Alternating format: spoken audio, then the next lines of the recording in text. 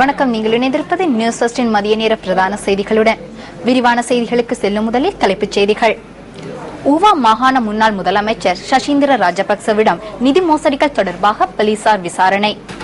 இலங்கை மற்றும் பூட்டான் தலைவர்களிடையே இருதரப்பு பேச்சுவார்த்தை. ஏமன் மோதல்களில் நிர்கதிக்குள்ளான நிலையில் உள்ள மேலும் ஒரு தொகுதியினர் இலங்கை வருகை. தொடர்ச்சியாக விரிவான செய்திகள். ஜனாதிபதி மைத்ரிபால சிறிசேனவின் அழைப்பினை ஏற்று இலங்கைக்கு 3 நாள் உத்தியோகபூர்வ விஜயம் மேற்கொண்டுள்ள பூட்டான் பிரதமர் ஷெரிங் டோப்கோ இன்று ஜனாதிபதி மைத்ரிபால சிறிசேனவை சந்தித்துள்ளார். இன்று காலை ஜனாதிபதி செயலகத்தில் இந்த இருதரப்பு பேச்சுவார்த்தை இடம்பெற்றது. இருதரப்பு கலந்துரையாடல்களின் பின்னர் இருதரப்பினரும் புரிந்துணர்வு உடன்படிக்கைகளில் கைச்சாத்திட்டுள்ளனர். 3 நாள் உத்தியோகபூர்வ விஜயம் மேற்கொண்டு பூட்டான் பிரதமர் ஷெரிங் டோப்கா நேற்று முற்பகல் இலங்கையை வந்தடைந்தார். பூட்டான் பிரதமரின் 3 நாள் விஜயத்தில் பிரதமர் ரணில் விக்ரமசிங்க உள்ளிட்ட அரசாங்கத்தின் சிரேஷ்ட அதிகாரிகள் பலரையும் சந்திக்க உள்ளதாக வெளிவிவகார அமைச்சு தெரிவித்துள்ளது. பூட்டான் பிரதமர் ஷெரிங் டோப்கோவின் இலங்கை விஜயம் காரணமாக கொழும்பு நகரின் வீதிகள் சிலவற்றில் இன்றும் வாகன போக்குவரத்துகளை மட்டுப்படுத்த நேரிட்டுள்ளதாக போலீசார் தெரிவிக்கின்றனர். இன்றைய தினம் வெவ்வேறு சந்தர்ப்பங்களில் போக்குவரத்தை மட்டுப்படுத்துவதற்கு நேரிடும் என போலீஸ் ஊடக பேச்சாளரும் உதவி போலீஸ் அத்தியட்சகருமான ருவான் குணசேகர குறிப்பிடுகின்றார். இதன் பிரகாரம் இன்று காலை 9:30 முதல் 9:45 வரையில் காலி வீதியின் காலிமுகத்திடல் சுற்றுவட்டத்திலிருந்து NSA சுற்றுவட்டம் வரையில் வாகன போக்குவரத்து மட்டுப்படுத்தப்பட்டிருந்தது. அத்துடன் பிற்பகல் 1 மணி முதல் 1:30 வரையில் NSA சுற்றுவட்டத்திலிருந்து காலிமுகத்திடல் சுற்றுவட்டம், கொள்ளுப்பிட்டி, தர்மபால மாவத்தை, லிபர்டி சுற்றுவட்டம், பித்தளை சந்தி, செஞ்சிலுவை சந்தி, ஆனந்தகுமார சுவாமி மாவத்தை, ஹோட்டன் பிளேஸ், DS சேனநாயக்க மின் சமிக்ஞை சந்தி ஊடாக காசல் வீதியால் பொல்தூவ சந்தி வரையிலும் பிற்பகல் 2 மணி முதல் 2:30 வரையான காலப்பகுதியில் அதே வீதியூடாக லிபர்டி சுற்றுவட்டம், காலி வீதியூடாக காலிமுகத்திடல் வரையிலும், இரவு 7:30 மணி முதல் 7:45 வரையிலும், இரவு 9:30 மணி முதல் 9:45 வரையிலும் காலிமுகத்திடல் சுற்றுவட்டம், NSA சுற்றுவட்டம் ஊடாக ஜனாதிபதி மாவத்தை வரையிலும் வாகன போக்குவரத்து திட்டம் அமுல்படுத்தப்படும் என போலீஸ் ஊடக பேச்சாளர் குறிப்பிடுகின்றார். ஏமனில் இடம்பெறும் மோதல்களினால் நிர்கதிக்குள்ளாகியிருந்த நிலையில் கென்ய தூதரகத்தின் ஒத்துழைப்புடன் ஆபிரிக்க கண்டத்தின் ஜிபூட் நாட்டிற்கு அனுப்பி வைக்கப்பட்ட இலங்கையர்கள் சிலரை இன்று நாட்டிற்கு அழைத்து வர உள்ளதாக வெளிநாட்டு வேலைவாய்ப்பு பணியகம் குறிப்பிடுகின்றது. இதன் பிரகாரம் 16 இலங்கையர்களை இன்று அழைத்து வருவதற்கு நடவடிக்கை எடுத்துள்ளதாக பணியகத்தின் பிரதி பொது முகாமையாளர் மங்க ரந்தனிய தெரிவிக்கின்றார்.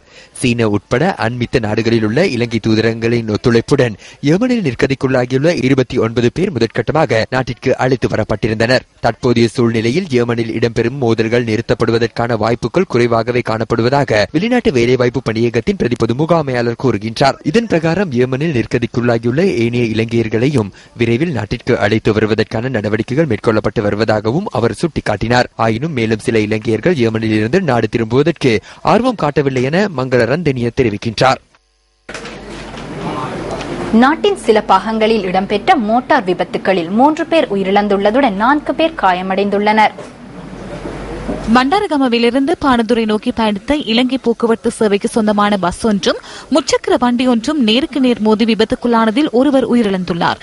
முச்சக்கர வண்டியில் பயணித்தவரே விபத்தில் உயிரிழந்துள்ளார். இன்று காலை 8 மணியளவில் விபத்து இடம்பெற்றுள்ளதுடன் விபத்தில் பண்டாரகம பகுதியைச் சேர்ந்த 35 வயதான ஒருவரை உயிரிழந்துள்ளார்.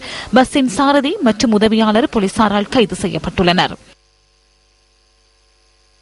இதேவேளை ஹோமாகம கிரிவத் கடுவ பகுதியில் பாதுகாப்பு வேலியில் மோதி முச்சக்கர வண்டி ஒன்று விபத்துக்குள்ளாகியுள்ளது.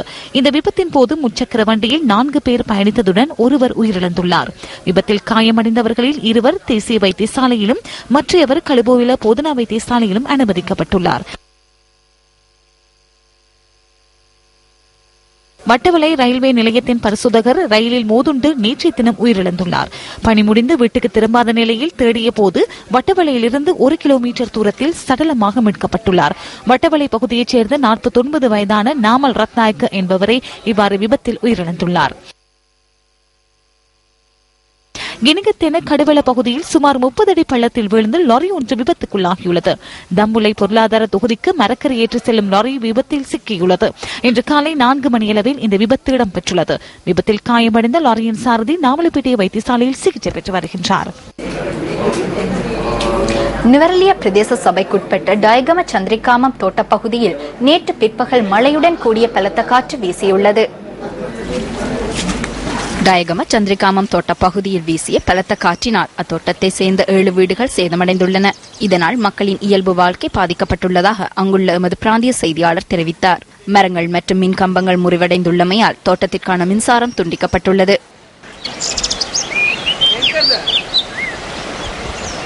சரியான மழை வந்துச்சு. அப்போ நாங்கள் வெளியில வந்து பார்க்க எல்லாம் சரியான இடி மின்னு இந்த கூரையெல்லாம் பிச்சு போயிடுச்சு.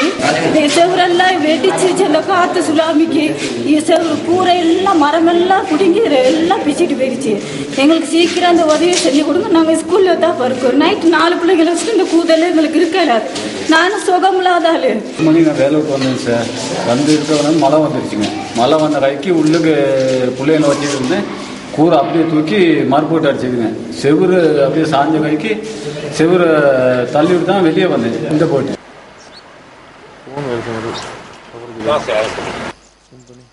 பாதிக்கப்பட்ட 15 குடும்பங்களை சேர்ந்த 68 பேர் டயகம சந்திரிகாமம் வித்தியாலயத்தில் தங்க வைக்கப்பட்டுள்ளனர். பொருட்கள் பூரா வீணா போச்சு. வீட்டில் இருந்த சாமான், உபகரணம், சாப்பாடு சாமான் எல்லாமே வீணா போச்சு. அதனால சம்பந்தப்பட்ட அதிகாரி வந்து எங்களுக்கு உடனடியாக தீர்வு பெற்று தரணும். அதே போல பாடசாலத்தை நாங்கள் இருக்கின்றோம். பிள்ளைகளை கூட்டிக்கிட்டு ஊத்தாத மழையில தாங்க அந்த கான் வெளியே இறங்கி போனோங்க. போகையில சரியான வெள்ளம். பிள்ளையும் ஒன்று கான்ல விட்டுட்டு டக்குன்னு இழுத்துட்டனுங்க பிள்ளைய பிடிச்சி. பாதிக்கப்பட்டவர்களுக்கான உணவு மற்றும் நிவாரணங்கள் தோட்ட நிர்வாகத்தினர், தோட்ட மக்களால் வழங்கப்பட்டு வருகின்றன. தமக்கு நிவாரணங்களை வழங்க சம்பந்தப்பட்டவர்கள் நடவடிக்கை எடுக்க வேண்டும் என்று டயகம சந்திரிகாமம் தோட்ட பகுதி மக்கள் கோரிக்கை விடுத்துள்ளனர். ஊவா மாகாண முன்னாள் முதலமைச்சர் சசீந்திர ராஜபக்சவிடம் நிதி மோசடிகள் தொடர்பான போலீஸ் விசாரணை பிரிவு தற்போது விசாரணை நடத்தி வருகின்றது. வெளிவிவகார அமைச்சிற்காக கொள்வனவு செய்யப்பட்ட 2 சொகுசு பஸ்களை வேறு நடவடிக்கைகளுக்கு பயன்படுத்தியமை தொடர்பில் அவரிடம் விசாரணைகள் நடத்தப்படுவதாக போலீஸ் ஊடக பேச்சாளரும் உதவி போலீஸ் அத்தியட்சகருமான ருவான் குணசேகர தெரிவித்துள்ளார். நிதி மோசடிகள் தொடர்பான விசாரணை பிரிவுக்கு கிடைத்த முறைப்பாட்டின் பிரகாரம் சசீந்திர ராஜபக்சவிற்கு இன்று காலை 9 மணியளவில் அந்த பிரிவிற்கு வருமாறு அழைப்பு விடுக்கப்பட்டிருந்ததாகவும் போலீஸ் ஊடக பேச்சாளர் கூறினார். முன்னைய அரசாங்கத்தினால் பொதுநலவாய நாடுகளின் அரச தலைவர்கள் மாநாட்டிற்காக வெளிவிவகார அமைச்சிற்காக கொள்வனவு செய்யப்பட்டிருந்த 2 சொகுசு பஸ்களை வேறு நோக்கங்களுக்காக பயன்படுத்தியுள்ளமை தொடர்பில் முறைப்பாடு செய்யப்பட்டுள்ளது. அதற்கமைய ஊவா மாகாண முன்னாள் முதலமைச்சரிடம் போலீசார் வாக்குமூலம் பதிவு செய்து வருவதாக போலீஸ் ஊடக பேச்சாளர் குறிப்பிடுகின்றார். மலேக மக்கள் போக்குவரத்து தொடர்பில் முகம் கொடுக்கும் பிரச்சினைகள் சொல்லில் அடங்காதவை.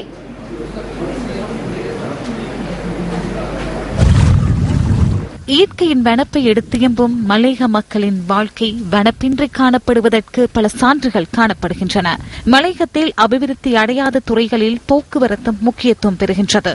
அம்பகமுவ செயலாளர் பிரிவுக்குட்பட்ட டிக்கோயா டங்கன் தோட்ட மக்களின் போக்குவரத்து இவ்வாறான நிலையில் காணப்படுகின்றது. இந்த மக்கள் தமது நாளாந்த போக்குவரத்தினை மேற்கொள்வதற்காக காசற்றி நீர்த்தேக்கத்தினை பயன்படுத்தி வருகின்றனர். படகின் மூலம் நீர்த்தேக்கத்தினை இந்த மக்கள் கடந்து வருகின்றனர். பாடசாலை மாணவர்கள், வயோதிபர்கள், கர்ப்பிணி தாய்மார்கள், நோயாளிகள் என இந்த நீர்த்தேக்கத்தை பயன்படுத்துவோர் தொகை நீண்டு செல்கின்றது. போக்குவரத்துக்கு சரியான சிரமமா இருக்கு. மழை காலத்துல டேம் நிறைஞ்சுட்டா போறது வர்றது, கடைகளுக்கு போறதுக்குன்னு சொன்னா எங்களுக்கு சரியான கஷ்டம். அட்டன் போறதுக்கெல்லாம் சரியான சிரமமா இருக்கும். எங்களுக்கு சுத்தளவும் சரியான தூரம் தான். அந்த ரோட்டும் சரியான முறையில் உடைஞ்சி தான் இருக்குது. சறுக்கட்டி தரத்துக்கு கூட எங்களுக்கு உதவி பண்றதுக்கு இல்ல. இந்த மக்கள் தமது போக்குவரத்து தேவையினை மேற்கொள்ள சரியான வசதி இன்மையால் தொடர்ந்தும் படகு சேவையை நம்பி வருகின்றனர். எங்களுக்கு ஒரு வசதியும் கிடையாது. ரோட்டு வசதி இல்லை. நாங்கள் இந்த நாள் போர்டில் தான் நான் தான் முக்கியமாக வீட்டுக்கு சாமான் வாங்கணும்னா போய்கிட்டு வந்துக்கிட்டு இருக்கிறேன். எங்களுக்கு ஒரு வசதியும் இல்லாத பெரிய சிரமத்தில் ஆளாகியிருக்கோம். தயவு செய்து நீங்கள் இந்த ரோட்டு வசதியை செஞ்சு கொடுப்பீங்கன்னு உங்ககிட்ட தாழ்மையோட கேட்டுக்கோங்க. தாம் இந்த இன்னலுக்கு பல வருட காலமாக முகம் கொடுத்துள்ளதாக மக்கள் விசனம் தெரிவிக்கின்றனர். மழைக்காலங்களிலும் காற்றின் தாக்கத்திலும் நீர்த்தேக்கத்தில் பயணிக்கும் தாம் தேர்தல் காலங்களில் மாத்திரம் தானா அரசியல் தலைமைகளின் பார்வைக்கு தெரிகின்றனர் என மக்கள் அங்கலாய்க்கின்றனர். இன்னுயிர் நீத்த அஸ்கிரிய பீடத்தின் மகாநாயக்கர் உடுகம ஸ்ரீ புத்தஹித்ர தேரரின் மறைவிற்கு அமெரிக்கா தனது ஆழ்ந்த அனுதாபங்களை வெளியிட்டுள்ளது. இலங்கை வாழ் மக்களின் வாழ்வியலில் சிறந்த முறைகளை கற்பிக்கும் வகையில் வாழ்ந்த மகாநாயக்கர் உடுகம ஸ்ரீ புத்தரஹித்த தேரர் புத்தரின் போதனைகளை வாழ்வில் கடைபிடித்து வந்தார் என அமெரிக்க உயர்ஸ்தானிகர் ஆலயம் வெளியிட்டுள்ள இரங்கல் செய்தியில் தெரிவிக்கப்பட்டுள்ளது. இன்னுயிர் நீத்த அஸ்கிரி பீடத்தின் மகாநாயக்கர் உடுகம ஸ்ரீ புத்தரகித தேரரின் பூதவுடல் சிங்கப்பூரிலிருந்து நேற்று முன்தினம் இரவு நாட்டிற்கு கொண்டுவரப்பட்டது. நேற்றைய தினம் அன்னாரின் பூதவுடல் வாகன பேரணியாக கொழும்பிலிருந்து கண்டி நோக்கி கொண்டு செல்லப்பட்டது. அதனை அடுத்து அஸ்கிரி மகாவிகாரையில் பூதவுடல் மக்கள் அஞ்சலிக்காக வைக்கப்பட்டுள்ளது. அஸ்கிரி பீடத்தின் மகாநாயக்கர் உடுகம ஸ்ரீ புத்தரகித தேரரின் பூதவுடலுக்கு பௌத்த மத தலைவர்கள் மற்றும் சர்வ மத தலைவர்களும் தமது இறுதி மரியாதையை செலுத்தி வருவதாக அங்கிருக்கும் எமது பிராந்திய செய்தியாளர் தெரிவிக்கின்றார். அன்னாரின் இறுதிக்கிரியைகள் எதிர்வரும் ஞாயிற்றுக்கிழமை கண்டி போலீஸ் மைதானத்தில் நடைபெறவுள்ளன. கலபடம் மற்றும் வட்டவளை பகுதிகளுக்கு இடையில் ரயில் தடம் புரண்டதால் மலையக மார்க்கத்திலான ரயில் போக்குவரத்திற்கு தடை ஏற்பட்டுள்ளது.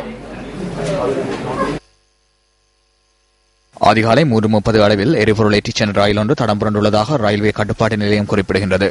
இதன் காரணமாக கொழும்பு கோட்டையிலிருந்து பதுளை வரையான ரயில் போக்குவரத்தில் தாமதம் ஏற்படலாம் எனவும் கட்டுப்பாட்டு நிலையம் சுட்டிக்காட்டியுள்ளது. பதுளை வரையான ரயில் இன்று அதிகாலை 5:55க்கு கொழும்பிலிருந்து புறப்பட்டு சென்றுள்ளது.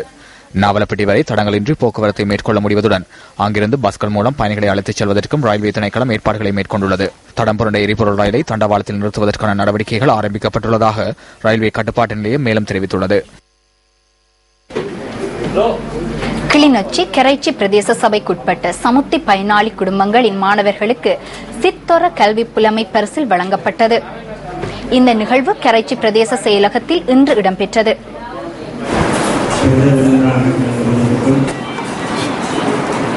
சமுர்த்தி பயனாளிகளின் குடும்பத்தில் உயர்கல்வியை தொடரும் மாணவர்களுக்கு மாதாந்தம் 1000 ரூபாய் உதவித்தொகையாக வழங்கப்படவுள்ளது.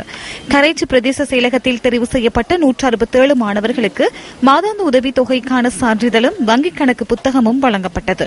இந்த நிகழ்வில் கரைச்சி பிரதேச சபையின் தலைவர், அதிபர், ஆசிரியர்கள் மற்றும் மாணவர்கள் என பலரும் கலந்து கொண்டிருந்தனர்.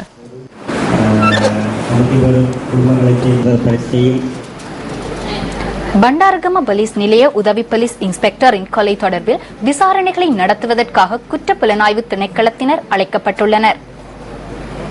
அத்துடன் கொலை தொடர்பான விசாரணைகளுக்காக மேலும் 5 போலீஸ் குழுக்கள் நியமிக்கப்பட்டுள்ளதாக மேல் மாகாணத்திற்கு பொறுப்பான போலீஸ் உயர் அதிகாரி ஒருவர் கூறினார். பண்டாரகம போலீஸ் நிலையத்தில் சேவையாற்றிய உதவி போலீஸ் இன்ஸ்பெக்டர் ஒருவர் சில தினங்களுக்கு முன்னர் கூரான ஆயுதத்தால் கழுத்து வெட்டப்பட்டு கொலை செய்யப்பட்டிருந்தார். பாணந்துறை பகுதியில் உள்ள உதவி இன்ஸ்பெக்டரின் வீட்டிலேயே இந்த கொலை சம்பவம் இடம்பெற்றிருந்தது. கஹவத்தை கொட்டகெதென்ன பகுதியில் பெண்ணொருவர் கொலை செய்யப்பட்ட சம்பவத்தின் மகன் குற்ற ஒப்புதல் அளித்துள்ளதாக போலீசார் குறிப்பிடுகின்றனர். சந்தேக நபரை பெல்மதுரை நீதவான் நீதிமன்றத்தில் இன்று ஆஜர்படுத்துவதற்கு நடவடிக்கை எடுத்துள்ளதாக போலீஸ் ஊடக பேச்சாளரும் உதவி போலீஸ் அத்தியட்சகருமான ருவன் குணசேகர தெரிவித்தார். கொட்டகெத்தேன பகுதியில் பெண் ஒருவர் கொலை செய்யப்பட்ட சம்பவம் தொடர்பில் அந்த பெண்ணின் 18 வயதுடைய மகன் நேற்று மாலை கைது செய்யப்பட்டார்.